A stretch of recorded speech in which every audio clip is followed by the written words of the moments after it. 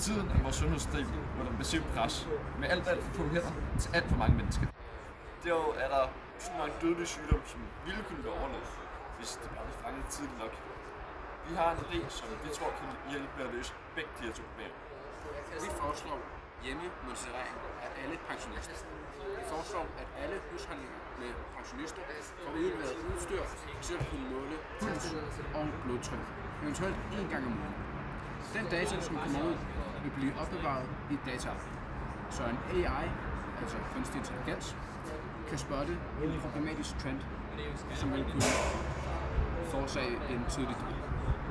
Derudover vil vi også gerne have et blodprøvekit, måske eventuelt med brev en gang om måneden.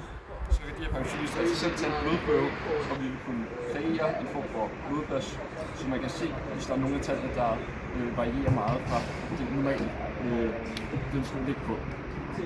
Det vil betyde, at vi meget hurtigt kan finde de her afvigende tal, og det betyder, at hvis vi for eksempel ser et stort stigning i med kolesterol eller andet, vi måske kan fange sygdom, som måske ikke behøver at være dødelig, men så bare kan lykkes eller reddes via tur på hospitalet eller til lægen.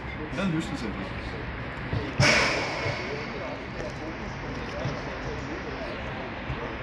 Smitter væk.